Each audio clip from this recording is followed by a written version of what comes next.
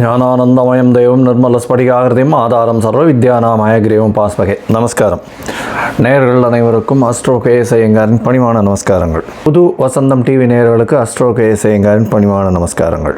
வார பலன் 8/1/2024 14/1/2024 வரை உண்டான வாரத்திற்கு எந்தெந்த ராசிக்காரர்களுக்கு என்ன பலன்கள் அப்படின்றத பார்ப்போம். இந்த வாரத்தில் முதல்ல இந்த வாரத்தினுடைய கோல்சாரம் என்ன அப்படின்றத பார்ப்போம். அதற்கு பிறகு இந்த வாரத்தில் வரும் விசேஷ நாட்கள், மூன்றாவதாக இந்த வாரத்தில் எந்தெந்த ராசிக்காரர்களுக்கு சந்திராஷ்டமம் அப்படின்னு பார்ப்போம். காலபுருஷ தத்துவத்தின் முதல் ராசியான மேஷ ராசியில் குரு பகவானும், 6ஆம் இடமான கன்னியில் கேது பகவானும், 8ஆம் இடம்னு சொல்லக்கூடிய விருச்சிகத்தில் சுக்கிரனும், 9ஆம் இடம்னு சொல்லக்கூடிய தனுசுவில் சூரியன், செவ்வாய் மற்றும் புதன், கும்பத்தில் சனி பகவானும், மீனத்தில் ராகு பகவானும் இந்த வாரத்தில் இருக்கா. இந்த வாரத்தில் 8ஆம் தேதி அன்னிக்கே புத பகவான் விருச்சிகத்திலிருந்து தனுசுக்கு போயிடுறார். சந்திர பகவான் அனுஷ நட்சத்திரம் விருச்சிக ராசியிலிருந்து 8ஆம் தேதி ஆரம்பித்து 14ஆம் தேதி ராத்திரி சதய நட்சத்திரம் தாண்டி போகிறார். இதன் மூலியமாக அவர் விருச்சிக ராசியிலிருந்து கும்பராசிக்கு போகிறார், கும்பராசி வரலும் போகிறார். இந்த வாரத்தில் வரக்கூடிய விசேஷ நாட்கள் அப்படின்னு பார்த்தோம்னா 8ஆம் தேதி அன்னைக்கு துவாதசி, அதற்கு பிறகு 9ஆம் தேதி அன்னைக்கு திரையோதசி, அதாவது பிரதோஷ காலம்னு சொல்லுவாள். இந்த துவாதசி அன்னைக்கு 8ஆம் தேதி அன்னைக்கு மகாபெரிவா ஜெயந்தின்னு போட்டிருக்கு. மகாபெரிவாவுடைய அன்னைக்கு ஆராதனைகள் நடக்கும். 9ஆம் தேதி அன்னைக்கு பிரதோஷகாலம் சுக்லபட்சத்திலையும் கிருஷ்ணபட்சத்திலையும் மாதத்துக்கு 2 தரம் வரும். சில பேர்லாம் வேண்டிப்பா இந்த மாதிரி என்னுடைய இந்த காரியங்கள்லாம் நிறைவேறத்துக்காக நான் ஒரு 24 பிரதோஷம் இல்லைன்னா 48 பிரதோஷம் விரதம் இருக்கிறதா வேண்டிப்பா.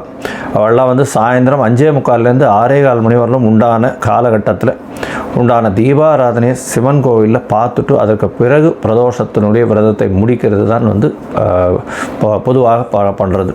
பொதுவாகவே இந்த பிரதோஷம் வேண்டிக்கிறது என்னென்னா, கஷ்டங்கள் போகிறதுக்கும், குழந்தை பிராப்தி ஏற்படுறதுக்கும், மிகுந்த பிரச்சனைகள் இருக்கிறதுக்கும், திருமணம் ஆகாதவர்களுக்கும் திருமணம் ஆன தம்பதியினருக்கும் பிரச்சனைகளுக்கும், திருமணம் ஆகாதவர்கள் அவர்களுக்கு உண்டான தோஷங்களை தீர்ப்பதற்கும் இந்த பிரதோஷ கால விரதம் இருக்கா. பொதுவாகவே பார்த்தோம்னா பிரதோஷ காலம்ன்றது சிவன் கோயிலில் மிகவும் ஏற்றமான விசேஷம். அதற்கு பிறகு 9ஆம் தேதிக்கு அப்புறம் 10ஆம் தேதி அன்றைக்கி பார்த்தோம்னா மார்கழி மூலம், அதாவது ஹனுமத் ஜெயந்தி அப்படின்னு சொல்லக்கூடியது. மார்கழி மூலம், மார்கழி மாதம் மூல நட்சத்திரம் ஆஞ்சநேயனுடைய பிறந்த தினமாக கொண்டாடப்படுறது. அதனால் ஹனுமத் ஜெயந்தி.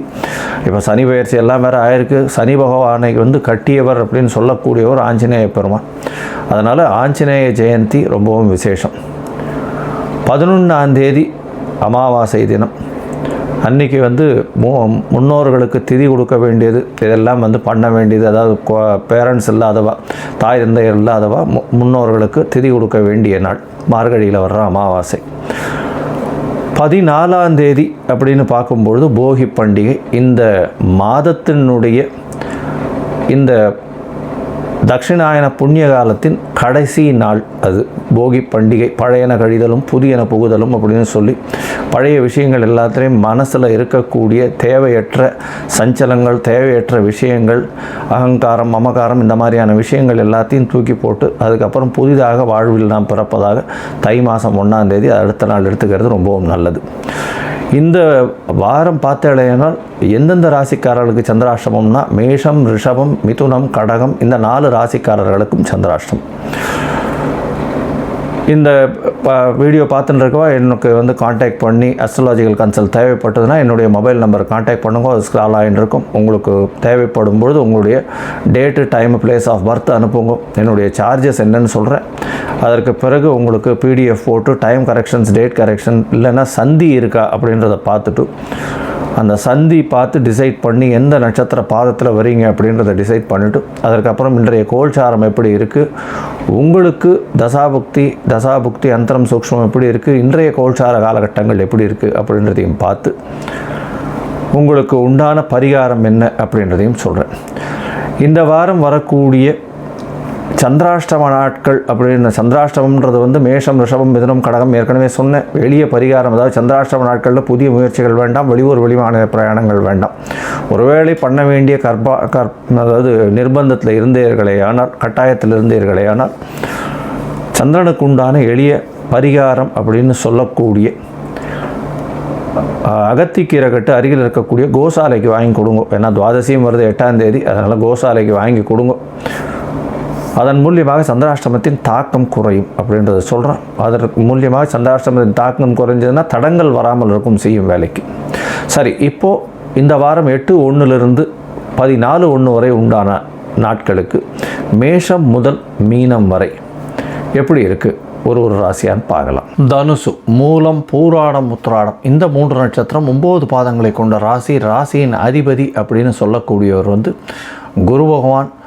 ராசிக்கு 5ஆம் இடத்துல இருக்கிறது பெரிய விசேஷம். 5ஆம் அதிபதியும் ராசியிலிருந்து பரிவர்த்தனை யோகம் பெற்றிருக்கிறதும், 9ஆம் அதிபதியும் வந்து சூரிய பகவானும் ராசியில் இருக்கிறது பெரிய ஏற்றம். இந்த வாரத்தில் பார்த்தோம்னா உங்களுக்கு ஜாக்பாட் ரொம்ப அதிகமாக இருக்கும். எதை தொட்டாலும் வெற்றி நிச்சயம்.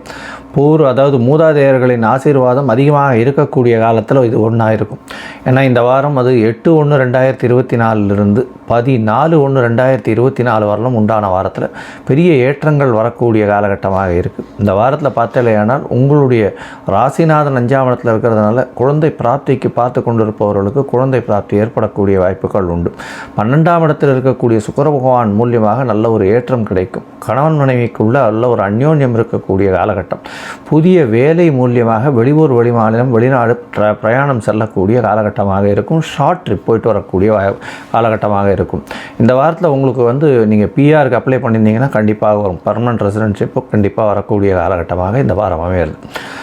இந்த வாரத்தில் உங்களுடைய ராசியிலேயே செவ்வாய் பகவானும் இருக்கார், 5ஆம் அதிபதியும் இருக்கார், சூரியனும் இருக்கார், புதனும் இருக்கார். இது ஒரு பெரிய ஏற்றமான வாரமாக கருதப்படுகிறது. ஏன்னா உடல்நிலையில் நல்ல ஒரு ஏற்றம் இருக்கும். உங்களுக்கு 7.5 சனியும் முடிஞ்சிடுத்து. பண வரவருக்கு பஞ்சம் இருக்கக்கூடிய வாய்ப்புகள் இல்லை. இந்த வாரத்தில் பார்த்தாலேயானால் அதிவேகமாக செல்லக்கூடிய சந்திர பகவான் உங்களுடைய ராசிக்கு 12ஆம் இடத்துல இருக்கார். 12ஆம் இடத்துலேருந்து ஆரம்பிக்கிறார். அதாவது 8/1/2024 9/1/2024 வரலும் உண்டான சாயந்தரம் ஒரு 7 மணி வரலும் 7:45 8 மணி வரலும் உண்டான காலகட்டத்தில் பார்த்தாலேனா சிறு சிறு செலவுகள் வரும். வெளிநாடு வெளியூர் போகக்கூடிய வாய்ப்புகள் வரும். சுப செலவுகளாக அமையும். ஷார்ட் ட்ரிப் வெளிநாட்டுக்கு போயிட்டு வரக்கூடிய வாய்ப்புகள் உண்டு. மறைந்த இடத்திலிருந்து பொருள் வரக்கூடிய வாய்ப்புகள் இந்த வாரம் நிச்சயமாக உண்டு. உங்களுடைய ராசியிலேயே, அதாவது தனுசு ராசியிலேயே வந்து சந்திர பகவான் வரார். அது வந்து 9ஆம் தேதி ராத்திரி ஒரு 7:45 8 மணியிலிருந்து 12ஆம் தேதி அதிகாலை ஒரு 1 மணி வரலும் இருக்கார். இந்த காலகட்டத்தில் அமாவாசை காலமாகவும் இருக்குது. 4 கிரகங்கள் சேர்ந்து இருக்குது. சூரியன், சந்திரன், புதன், செவ்வாய் 4 கிரகங்கள் சேர்ந்து பரிவர்த்தனை யோகத்தில் குரு பகவானும் இருக்கிறது பெரிய விசேஷம். உங்களுடைய ராசிக்கு பெரிய ஏற்றமான காலமாக இந்த வாரம் அமைய போகிறது.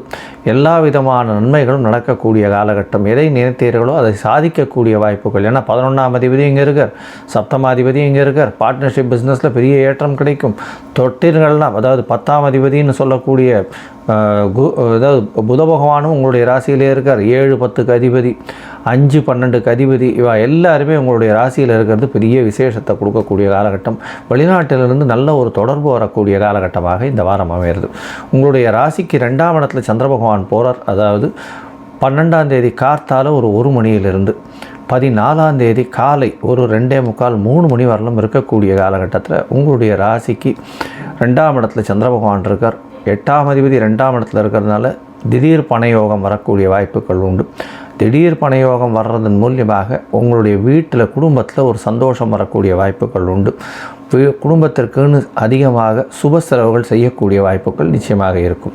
உங்களுடைய ராசிக்கு 3ஆம் இடத்துல சந்திர பகவான் போகிறார். அது எப்போ அப்படின்னா 14ஆம் தேதி காலை ஒரு 5:30 மணியிலிருந்து 16ஆம் தேதி கார்த்தால் வந்து ஒரு 5:30 மணி வரலும் இருக்கார். இந்த காலகட்டத்தில் பார்த்தேன்னா 3ஆம் இடத்துல சனி சந்திர புணர்ப்பு யோகம் அமைந்தாலும் உங்களுக்கு எல்லா விதத்திலும் வெற்றி கிடைக்கக்கூடிய வாய்ப்புகள் உண்டு. இருந்தாலும் இளைய சகோதரர்கள் கூடிய மூலியமாக சிறு சிறு பிரச்சனைகள் வரக்கூடிய வாய்ப்புகள் நிச்சயமாக இருக்கும்.